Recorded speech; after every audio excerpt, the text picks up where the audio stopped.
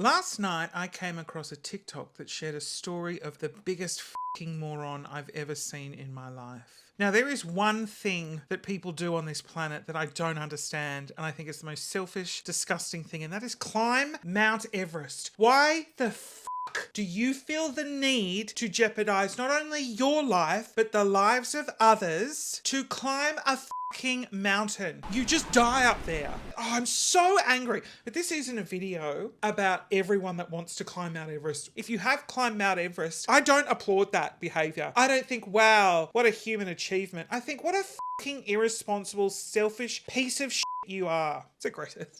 It's so unnecessary.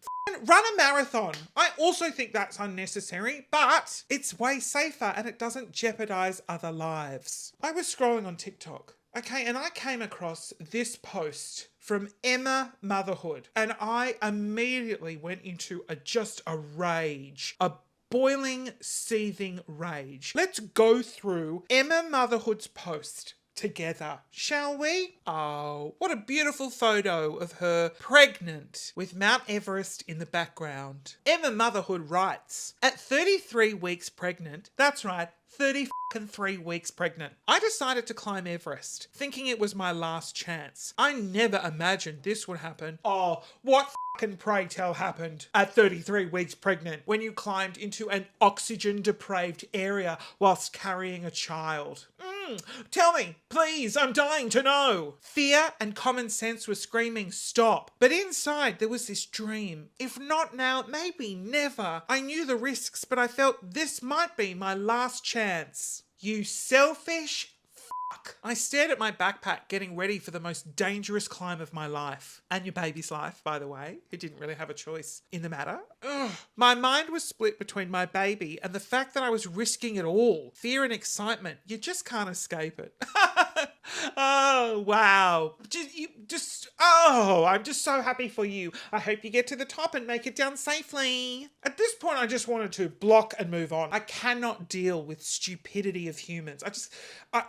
My blood was boiling, but I needed to finish the story. I needed to know what happened. Okay, I was hooked. What was Emma going to tell me? Every second of packing felt painful. What to take, how to be ready for anything. My worries for my baby mixed with the thought of that height and the possibility of death. I stepped into the unknown, leaving behind the comfort I was used to. The climb totally took over. For a while, I forgot everything, even my pregnancy. Yeah, you fucking forgot it because of the lack of oxygen going to your brain. There's no oxygen that high. Okay, it's so dangerous. You stupid moron. My body, the mountain, my breath. It all became one until reality hit. Oh, we all know what happened, didn't we? At the peak, I felt a sharp pain. The thought hit me. Labor, right here in the middle of Everest's icy winds and freezing cold. The first contractions tore through me and I knew there was no going back. My strength was draining and the pain was unbearable. I tried to go down, but every minute brought labor closer. When my water broke, I realized I couldn't make it alone. What, your water broke and it just froze to your leg? Like, were your pants on or off? Like, this is just so,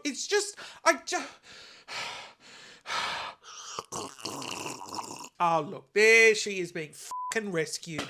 At the height, surrounded by ice and rock, a helicopter appeared. They picked me up and my baby right on the summit. I was almost blacking out, but finally felt relief and gratitude for being saved. What, the baby's in a tiny blanket? Are they?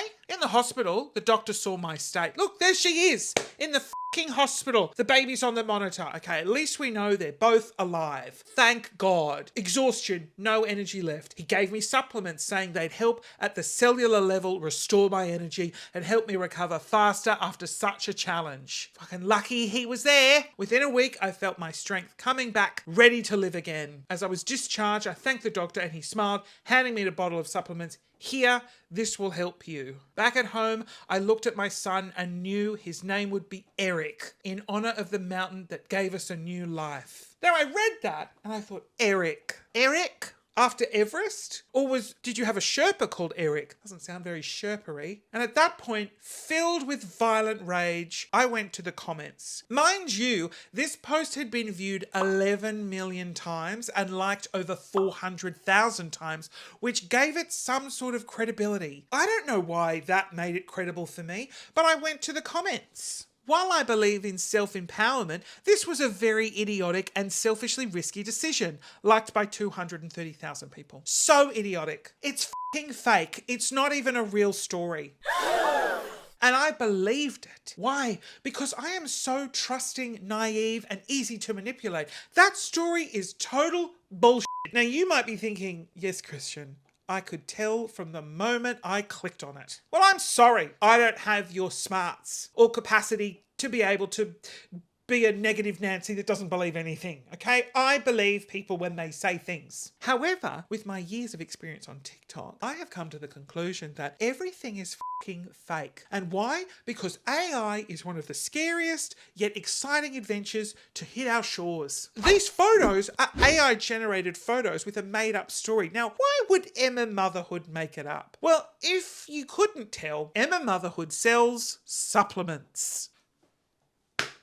When I found this out, immediately I was like, this is fucking genius. This is so smart. Because I was like, wow, those supplements must be good. I remember thinking that whilst going through the story. Oh, better get me some supplements. Oh my God. Furious. And also relieved that there was no stupid, dumb pregnant woman that climbed Everest. I like to think that one, no one would ever want to do that. And two, no one would ever get that far into the process. But then it got me thinking, AI is so fucking scary. I think it's going to change the face of the world. However, I do think it's going to lead us down a path where we're going to be living very soon in some sort of dystopian Blade Runner style universe. Because Tesla have already brought out their little Tesla robot, and that's no doubt going to take over jobs of normal people, which is going to limit the pool of jobs. Basically, what I'm trying to say is Tesla and Apple are going to be the overarching companies, and we're going to just descend into this hellhole. That's what I think. But in the interim, I think we're going to have a lot of fun and everything's going to be great. It's just like maybe in 30 or 40 years, it's all going to backfire and the machines will take over. I have no doubt in my mind. You think I'm putting on a tinfoil hat and being a crazy conspiracy theorist? No, no, no, no. So I saw, again, I believed what I'm about to tell you. I don't know if it's real or not. Everything is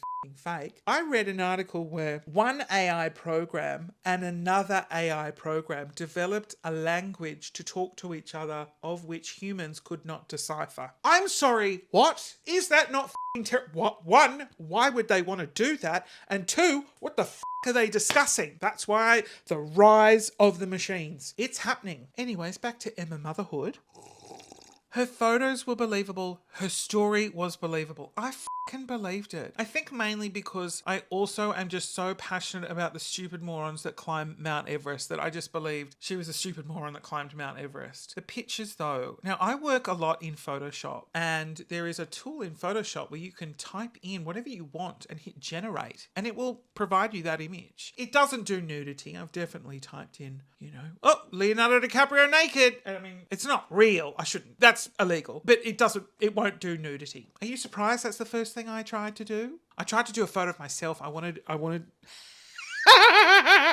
I didn't want to catfish people, but I did type in, give me a bigger penis. And it said, too inappropriate. Your penis is big enough. And I was like, are we both looking at the same image? We're right now in a period where I believe, we're told seeing is to be believing. Not anymore. And I go through TikTok now and I don't know what's real and what isn't real. I don't know what stories to believe. I don't know.